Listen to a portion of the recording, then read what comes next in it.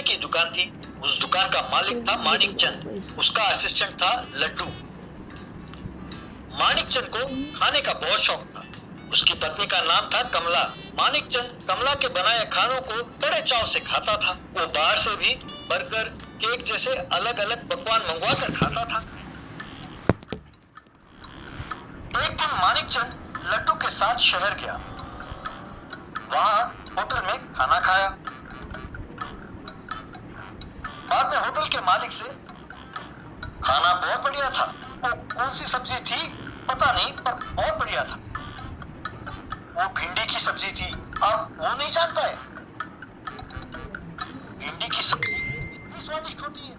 क्या आप बता सकते हैं कि ये सब्जी आपने कैसे बनाया? मैं अपनी पत्नी से इसे बनवा कर खाऊंगा। होटल के मालिक ने सब्जी बनाने की विधि बताकर, देखिए, ये स्वाद सब्जी की नहीं, भिंडी की है।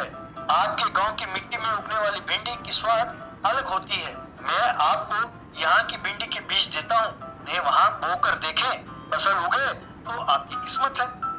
अरे दीजिए दीजिए, हमारे मालिक का उस पर दिल आ गया है। मेरे हाथों में जादू है। मैं अगर बीज बो दूं तो रेगिस्तान में भी सेब उगाएंगे। होटल के मालिक ने एक छोटी सी थैली भरकर बीज दिए। घर पर आकर मानिक चंद ने अपने पत्नी को सब्जी बनाने की विधि पूरा समझाया। बहुत बढ़िया। भिंडी उगने से पहले ही सब्जी बनाने की विधि बता रहे हैं। पहले उन्हें उगाओ तो सही। आपको चिंता करने की जरूरत नहीं है मालकिन, मेरे हाथ बहुत लकी है। मालिक आइए, इन्हें बोते हैं। यूं मानिक चंद की देख रेख में लड्डू ने बाद में बीज बोए, फिर हर रोज उसे पानी देने लगा। कुछ दिनों बाद अंकुर निकले। सारे जले हुए काले रंग के थे। सिर्फ एक पर गिनकर 3 भिंडी लगे थे। उसे देखकर लड्डू, देखा मालिक, मेरा गोल्डन हैंड है, इसीलिए कम से कम 3 भिंडी तो निकले। अगर आप या कोई और बोता तो वो भी जल जाता। ठीक है, उसे देखते ही मुंह में पानी आ रहा है। तुरंत उन्हें ले जाकर मालकिन को दे दो। कह देना कि दोपहर को खाने में भिंडी की सब्जी एकदम तैयार हो जाना चाहिए। लड्डू ने कमला को भिंडी दिया और जो हुआ वो सब बताया। कमला ने 3 भिंडी का सब्जी बनाना शुरू किया। थोड़ी देर बाद सब्जी बनकर तैयार हुआ। मालकिन, बहुत बढ़िया महक आ रही है। आप एक खाकर देखिए, अगर अच्छा ना हो तो कुछ कर सकते हैं ना। कमला ने एक भिंडी को खाया। वाह, क्या स्वाद है। मालकिन, अब मुझे खाने का मन कर रहा है। आप कुछ भी बनाते हैं तो मुझे भी देते हैं ना। एक मुझे दे दें और बाकी मालिक के लिए छोड़ दें। उसने ठीक है कहा और एक भिंडी लड्डू को दे दिया। उसे खाकर लड्डू ने सूप पर बैठकर हाथ से इशारा किया। दोपहर को मानिक चंद बहुत उत्सुकता से खाने के लिए घर आया। तब कमला और लड्डू खाने की थाली के साथ वहां आए। ये क्या, एक ही भिंडी है? अरे 3 होने चाहिए थे ना, बाकी का क्या हुआ? मैं बताता हूँ। एक मालकिन ने स्वाद देखने के लिए चखा तो 2 बचे, तो जो भी खाए मुझे आधा देते हैं ना, इसीलिए 2 में से आधा यानी 1 मैं खा गया। ये जो बचा है ये आपके लिए है मालिक। अरे तुम्हें अकल है, तुम ऐसे कैसे खा गए? मालिक, आपको हमेशा मुझ पर भरोसा नहीं है। ये देखिए, यूं खा गया। कहकर वो जो बचा था उसे भी खा गया। बस मानिक चंद गश खाकर बेहोश हो गया। स्वीट बड़ा पाव। एक गांव में नाना जी नाम का एक बूढ़ा रहता था। वो एक बड़े पाव का ठेला लगाकर गुजारा करता था। उसका बेटा ब्रह्मा जी मुंबई में होटल मैनेजमेंट का कोर्स कर रहा था। एक दिन ब्रह्मा जी अपने पिताजी को फोन करके, डैडी, मेरी पढ़ाई पूरी हो गई। इस दुनिया में किस देश में क्या पकवान बनाते हैं, कैसे बनाते हैं, सब सीख गया हूँ। बस और क्या चाहिए? बहुत खुशी हुई बेटा। वहीं किसी 5 स्टार होटल में शेफ की नौकरी कर लो, नहीं तो विदेश में कोई अच्छी सी नौकरी ढूंढ लो। What nonsense, Dad! You need to grow up. Come on, Dad. इतनी पढ़ाई की ताकि कोई नौकरी करूं? Nonsense. मेरी इच्छा है कि मैं नए नए व्यंजन को दुनिया से परिचय कराऊं। इसीलिए मैं खुद कोई धंधा शुरू करना चाहता हूं। धंधा करने के लिए अपने पास निवेश नहीं है बेटा? You silly dad. और कितने दिन आप वड़ा पाव बेचते रहोगे? वो ठेला, अपना घर, खेत सब बेचकर पैसे तैयार रखो, वही अपना निवेश है। मैं बस आ रहा हूँ और लोगों को नए नए पकवान का स्वाद चखाने के लिए। उसे खाकर लोग पागल हो जाएंगे। 1 महीने में ही मुनाफा। 2 दिन बाद शानदार कार में कोट सूट पहनकर ब्रह्मा जी कार से उतरा।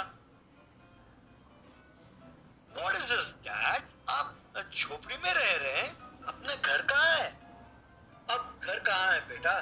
तुम्ही ने तो कहा था कि घर बार सब बेच डालूं और पैसे रखूं। ये लो पैसे, और वो रहा तुम्हारा वड़ा पाव का ठेला। अब तुम आ गए हो तो मैं आराम करता हूँ। Oh Dad, don't be emotional. ये सब सिनेमा और सीरियल में होता है, वास्तव में बहुत बकवास लगता है। मैं तुरंत किसी मूर्ख को इस ठेले को बेच देता हूँ और एक ब्रांड न्यू फूड ट्रक तैयार करता हूँ। आप देखते जाओ, अब बस लाभ ही लाभ होगा। इस तरह उसने एक फूड ट्रक को शुरू किया। वहाँ मेनू बोर्ड पर लिखा था चिली हॉट लस्सी, sweet vada pav, ginger jalebi, vinyl falooda, पान फ्लेवर्ड शरबत। अरे गांव वालों को एक ही किस्म का व्यंजन खा खा कर ऊब गए होंगे, इसीलिए उनके स्वाद को बदल दिया है। ये खाएंगे तो वे पागल हो जाएंगे, फिर फूड ट्रक के पास ही जमा पड़े रहेंगे। आओ भाई आओ, come on ladies and gentleman, एक बार खाएंगे तो बार बार खाएंगे। Come on and taste it. तब लोग धीरे धीरे उसके फूड ट्रक के पास आए। क्यों बेटा, तुम नाना जी के ही बेटे हो ना? सुना है कि तुम मुंबई में खाना पकाना सीख कर आए हो। ओह हाय, पुअर विलेज अंकल। उसे खाना पकाना नहीं कहते, it is called multi cuisine chef course, समझे? सॉरी बेटा, मैं इतनी अंग्रेजी नहीं जानता। ये चिल्ली हॉट लस्सी, इसका मतलब क्या है? आप सबकी जीभ शुरू से ही मीठे लस्सी खाने की आदी हो गई है ना, इसीलिए जरा वैरायटी के लिए चिल्ली मिलाया है। एक बार पिएंगे तो फिर होश हो जाएंगे और छोड़ेंगे नहीं।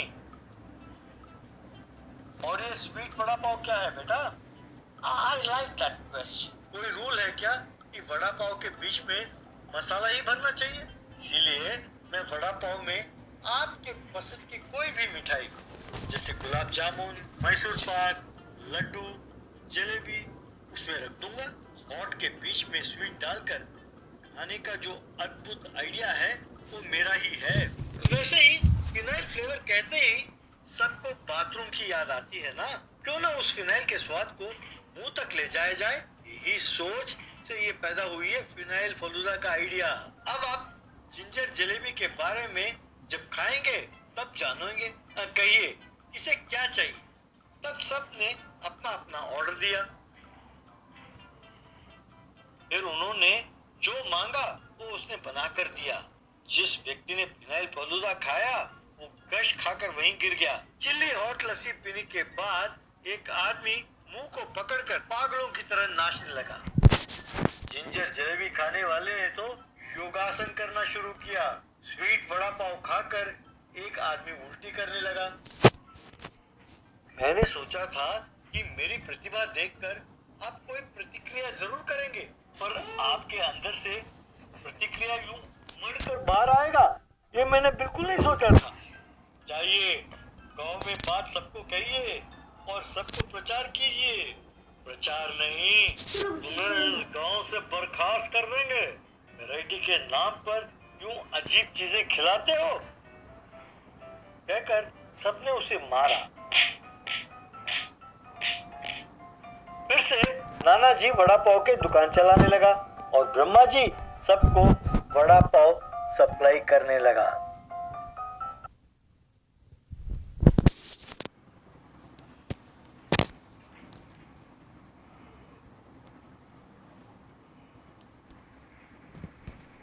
लॉकडाउन शादी। काजीपेट नाम के गांव में प्रेमचंद नाम का एक धनवान रहता था। प्रेमचंद को पैसे होने का बहुत घमंड था।